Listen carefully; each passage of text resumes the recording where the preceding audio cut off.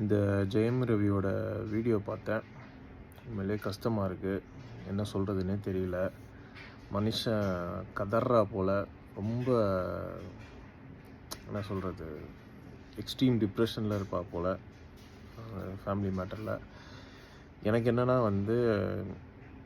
Bro இன்னும் அஃபிஷியலாக divorce வாங்கலை.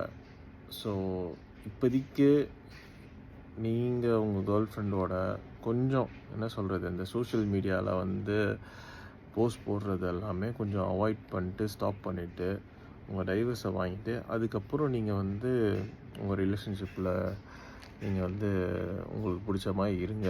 அதுதான் எல்லோரும் சொல்கிற மாதிரி தான் சொல்கிறேன். லைக் நீங்கள் திருப்பி எதாவது போட்டு அந்த ஆப்போசிட் சைடில் எதாவது இந்த மாதிரி உங்களை வேலை பண்ண விடாமல் தடுக்கிறது, இதெல்லாம் அன்னெசரி தான். ஸோ இப்போதைக்கு டெம்பரரியாக you should take responsible from your side. இதெல்லாம் போட வேணாம், நமக்கு இன்னும் அஃபிஷியலாக வரல, நம்ம இந்த டைமில் விளாடக்கூடாதுன்னு அப்படி மைண்டில் வச்சுக்கோங்க. ஸோ நீங்களும் பீஸ்ஃபுல்லாக இருக்கலாம். அந்த சைடு உங்கள் வீடியோஸ்லாம் பார்த்துட்டு ரொம்ப ட்ரிகர் ஆகாமல் அவங்களும் ஒரு சைடில் இருக்கலாம். இது ஹஸ்பண்ட் அண்ட் ஒய்ஃப்குள்ளே இருக்க மியூச்சுவல் திங். இதை நான் இந்த பக்கமும் சப்போர்ட் பண்ண விரும்பலை, அந்த பக்கமும் சப்போர்ட் பண்ண விரும்பலை.